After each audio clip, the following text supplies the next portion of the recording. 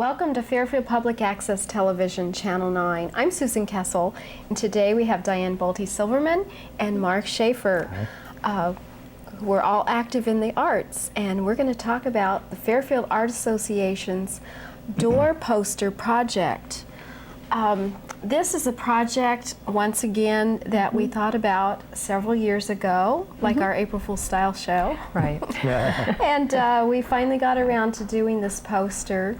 There are so many beautiful doors in Fairfield that we decided to do this project as a fundraiser for the Art Association. I think we started last November, in the fall. We put it together in November to try and get it together before the Holiday Art Fair. Right. But several of us went around town and scouted out doors, unusual, architecturally beautiful, odd, different, whatever we could think of, and snapped a lot of photos. And help me remember who all did it.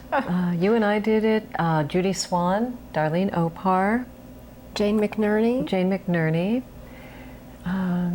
I think that was it. all. I hope we Right. didn't leave anyone out. I left messages on your answering machines once in a Of while. where to go. Yes, you Where to did. go. You did.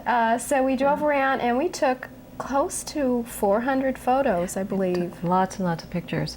So if people were wondering what these women were doing, jumping in and out of cars, taking photos of homes, that was us. And then you asked permission afterwards, right? Yes, we Yes, did. we did ask permission. We right. took all these photos and we went to Diane's house and we laid them out and selected.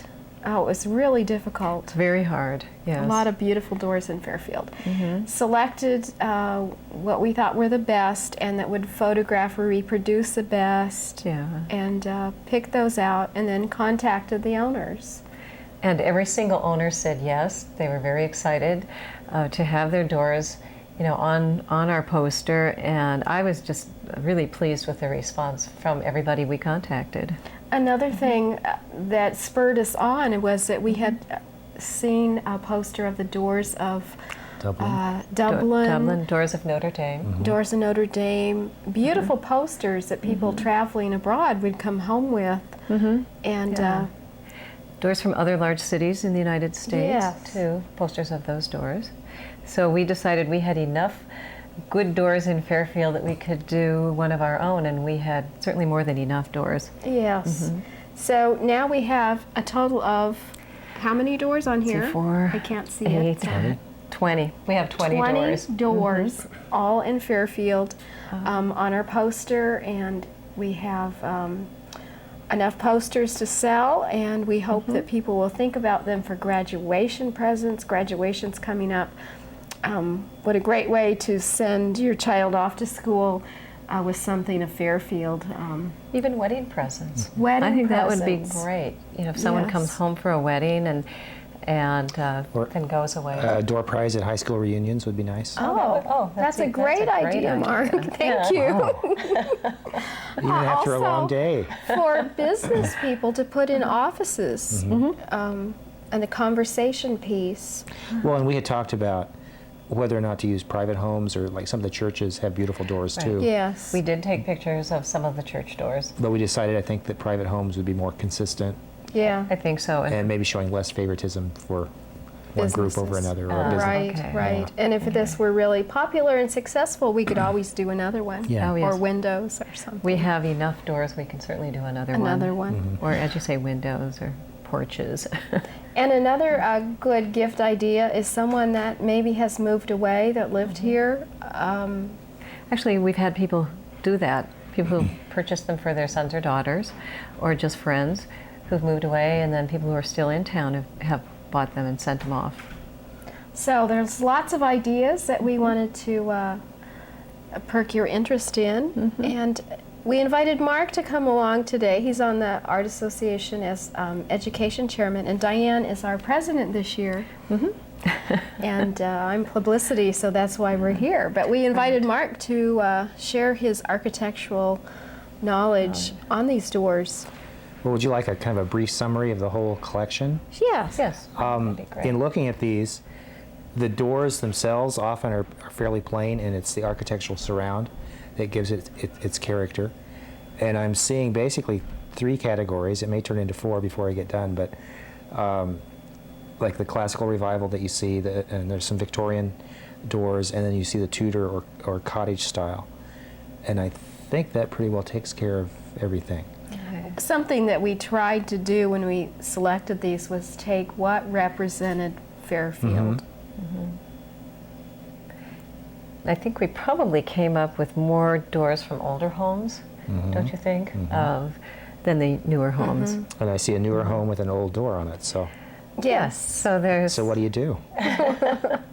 It's a good variety. And then in placement on the poster, we tried to vary size and shape and color for the layout. Yeah, it's punctuated with lots of red here and there. Yeah. I was kind of surprised at something that. I learned that red doors signify feng shui. People are told to paint their doors red. And I Right. didn't know that. So doing this poster, I learned a lot of things. Yeah, Neat. I just read that too. I was reading a feng shui book, and red is auspicious. Okay. So it's a good color for your main door. Okay. So why don't we start at the upper corner, and we'll have our cameraman focus, if he can, on each one, and Mark will describe and tell us what we're looking at. Well, this is a house built in the 20s. It's a little Tuscan portico. Usually people think of those as Doric columns, but it's the Roman adaptation of the Greek Doric style. It's a taller, slimmer, Romanized version of that older Doric style.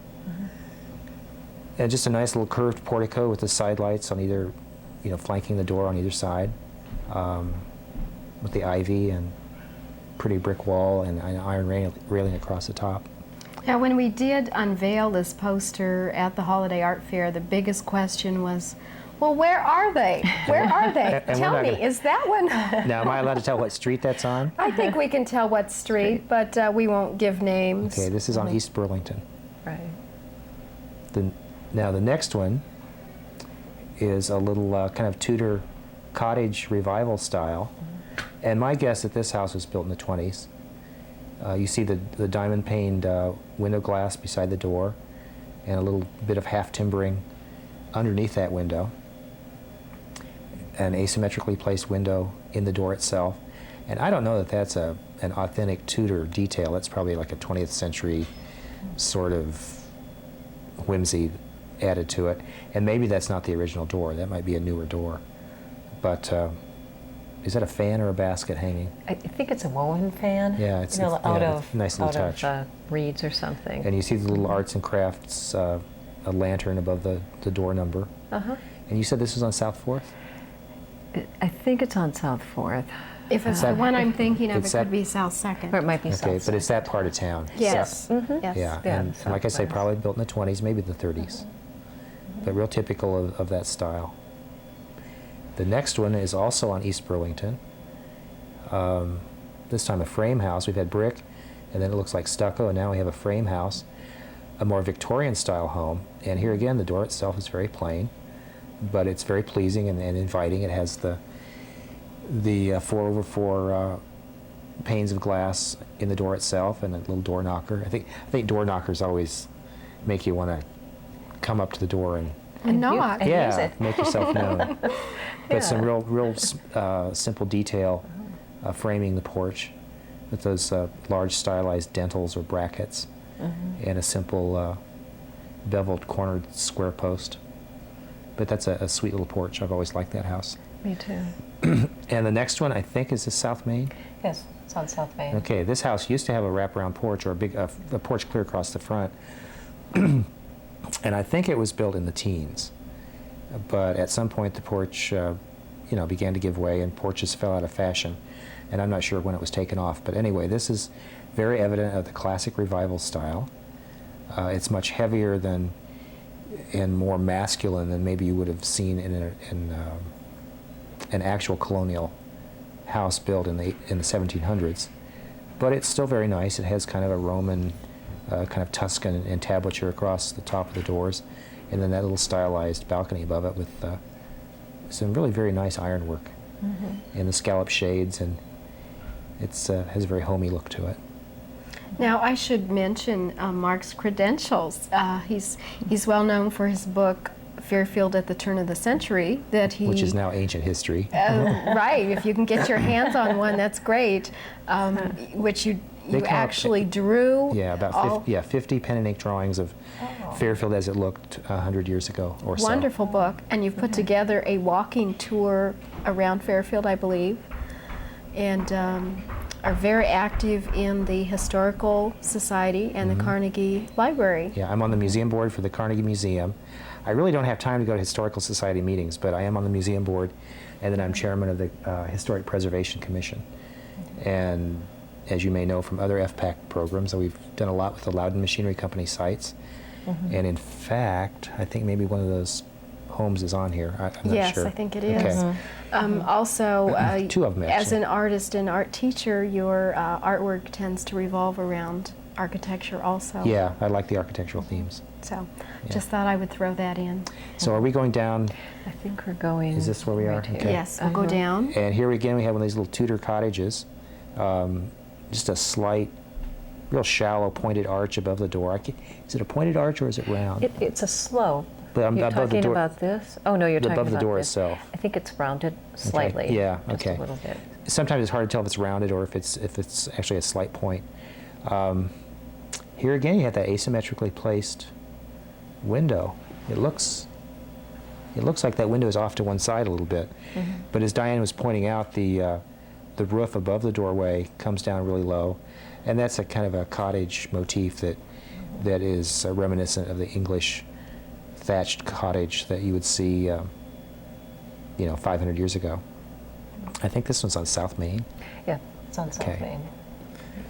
And Oh, then- I shouldn't name names of people who used to live there. I won't. And then next to it is This one. the old Gage House, which is sadly no longer with us. It was on West Broadway.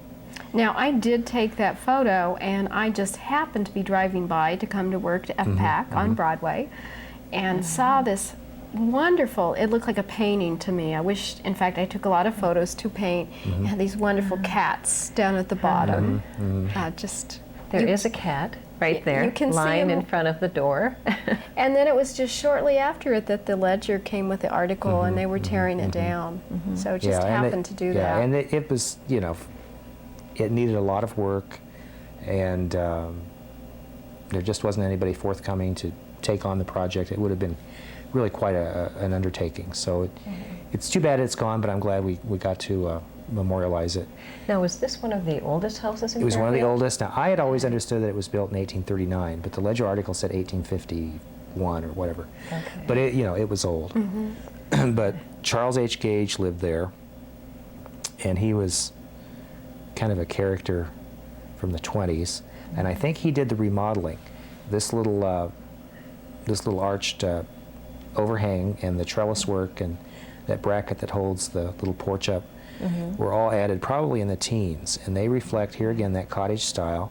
There was an architect from England named Voysey, and I don't know his first name, but he was very influential in reviving that cottage style. And you can't see it in this photograph, but the shingles on the roof of that Gage house were actually wrapped around the ends of the roof to simulate the thatch, and it had two little eyebrow windows that repeat the curve of that little portico. Okay. Sweet little adaptation. Yes. It really was adorable. Inside, it was very plain, Okay. not remarkable at all. So, but that's typical for that era. For the It was very cottage. plain back then.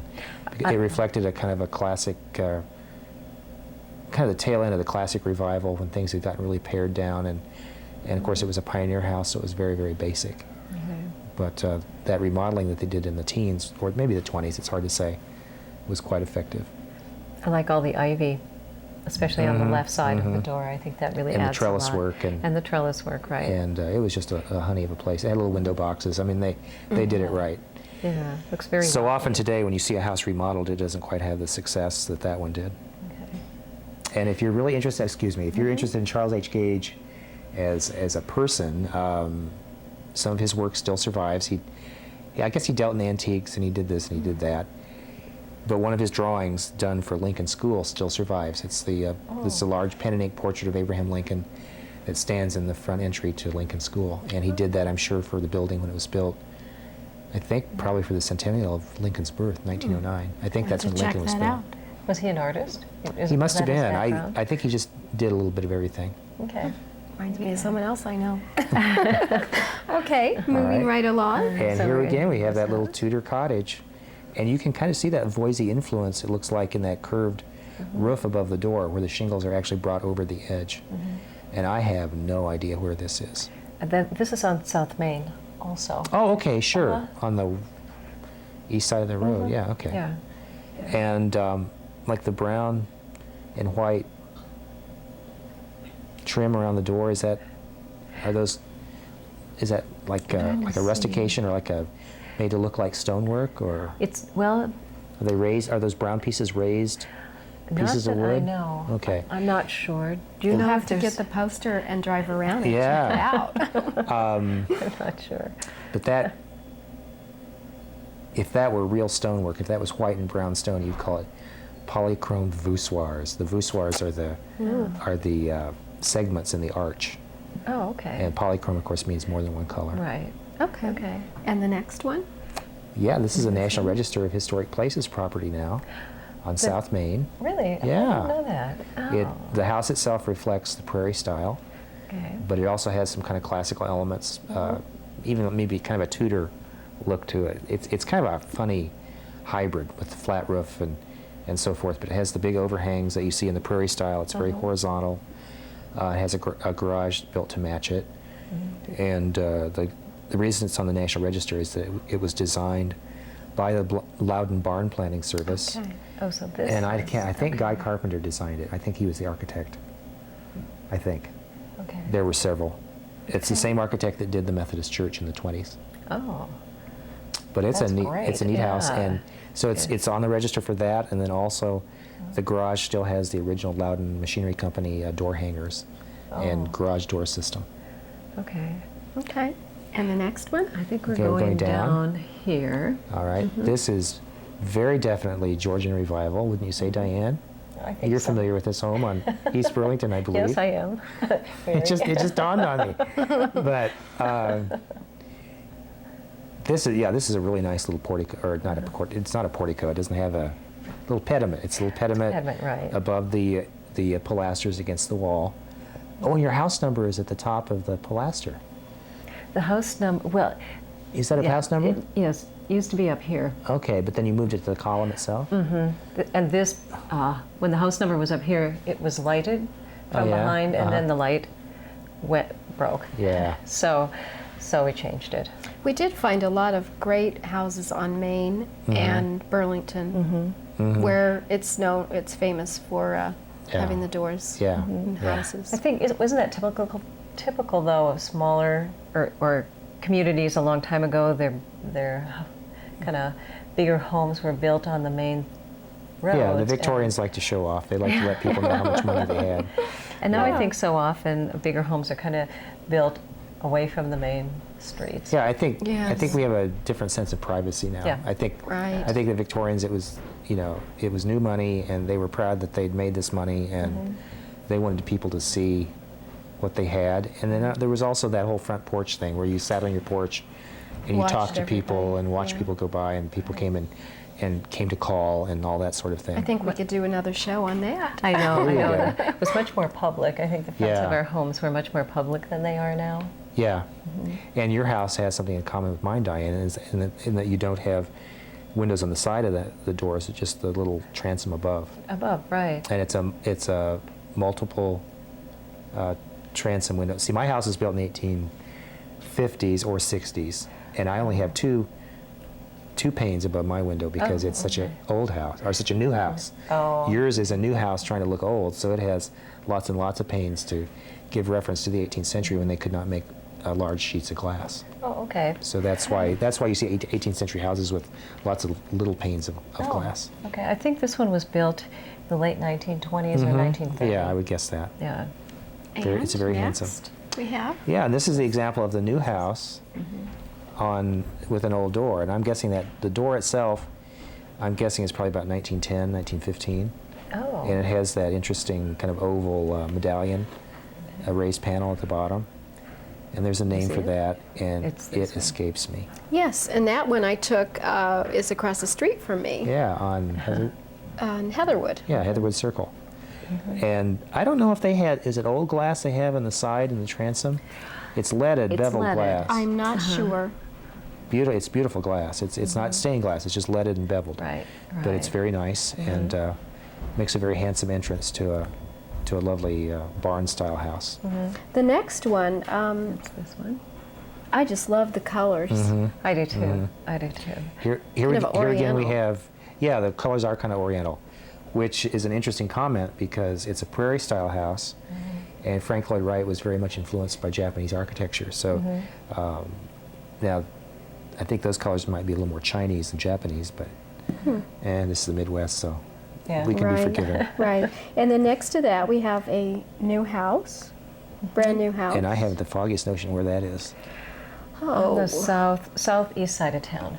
Oh, okay. I can't think of And the a street big, looks that like that a big one's on. window above the door.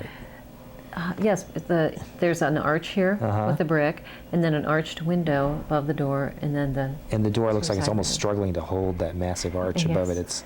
It's an interesting effect. Directly below that one is another favorite house of mine. I had a friend that grew up in that one. Oh. And that one is, how would you describe that, It's Mark? kind of a Swiss chalet kind of cottage combination. But here again, it has the shingles overlap the edges of the roof. And this one is in Highland. Yeah, it's a sweet house. And the next one's near and dear to my heart. This is a house that literally was snatched from the grave. It was built in the 1840s and had originally stood in the lot just south of it. But when the house that's presently on the former location was built about 1910, they moved this little house. They moved it? They moved it, and that's Okay. why I know that's why that. it has Oh. the same new cement block foundation as Okay. its replacement. Okay. But it had green asbestos siding on it and just Oh. Metal awnings and all this stuff. No But- wonder I didn't recognize it. Oh, Yeah. but it's one of the nicest in terms of the architectural detail around the door. It's one of the nicest in town. But you see all the multiple panes above the door. That's reminiscent of Diane's house. Sort of Yes, right. it is. And this is Right. what would be called a Tuscan entablature. It's more of a Roman, it's a classic revival house, side entrance, but more of a Tuscan detail across there than Greek. Okay. Next to it is This one is on East Adams. okay, and I think it's, it's not who I think it is.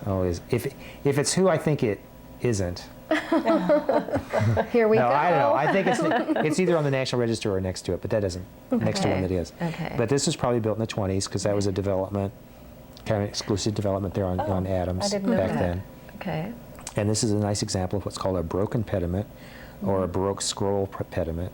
And it's Okay. called broken because the top is separated. Right. And That adds a little interest, I think. I like that. real dramatic kind of flair to it. Uh-huh. And with- next to that is another one that's on the register, I Yeah, believe. National Register built in 1880 Oh, yes. something. That's on South Main also. And I don't know if we can see any of the detail around the windows. I don't know if the door has the detail or not, but it has beautiful little what you call incised triglyphs and metopes. These are like Greek temple parts. I drove by the other day and saw some more of the detail, the Yeah. iron little work. It's wonderful. Yeah, it's Absolutely a wonderful. great It is. it's a great old house. It's beautiful. And below that, we have another nice new modern home with very new, I think 3 years old maybe. Okay. And that's on Loudon Drive. Okay, and I didn't know where that was. This has a much more modern style pediment. Isn't that Yeah, right here? it's an arch pediment, but kind of a reference to the past, but real home. streamlined and modern. Right. The next house is Victorian style, kind of an Eastlake influence with all that pierced work, and you looked in the catalog and you figured out what kind of millwork you wanted, and you just slapped it on your house. Really? Yeah. Huh. It's beautiful. Yeah. I think This it's one, I striking. took several door pictures on this house because every single one was just gorgeous. Yeah. And this one was on West Broadway Okay. also. Oh, sure. Yeah, that's a nice house. And here again we have kind of a Romanesque sort of Tudor combination. Romanesque because it's kind of a heavy arch, and then that kind of low flat little pediment effect above it. I don't know how you'd really categorize that, but it's a nice use of the two different kinds of brick and a little keystone above Oh, the you're door. talking about this house now. Yes, Okay. and that is Uh-huh. on the southeast part of town, Okay. Yes. I believe on Adams. And then finally we have that wonderful red door Uh-huh. and lots of leaded glass. And is this a newer house? No. Or a newer door? It's an older house on South Main again. Is it? Okay. Mhm. But I'm not sure if the door is old or new or. The leading looks like it's newer, but it may just be the way the light hits it. Okay, it's just a beautiful piece that we thought would add to the project of the And door post. it's unusual because the full glass in the door itself is leaded, and you don't see that very often. Right. And I believe there's leaded glass above the door too. Yeah, Right the up- transom right is, up in and it's a here. big transom. Uh-huh. Well, thank you, Mark, for being with us today and sharing all the details of. Well, I was frankly worried that I wouldn't know what to say, but Oh, I don't guess we think did all so. right. I think you had a lot to say.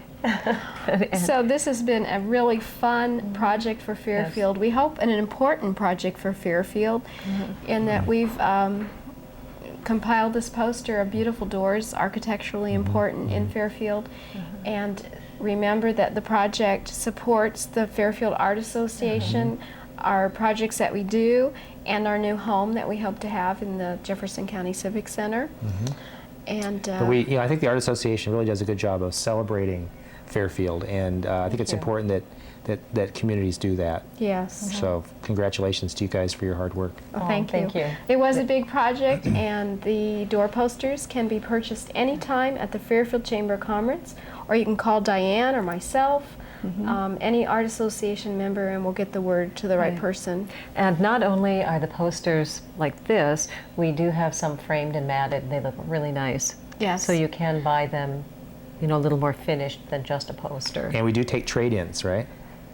If you Trade-ins. have one that you want to You're right. have framed, we'll frame one for you. Yes, we do Yeah, we- that. Yes. Get good mileage on them. Yes. So, think of the Fairfield Art Association's door poster in your next gift giving. Uh-huh.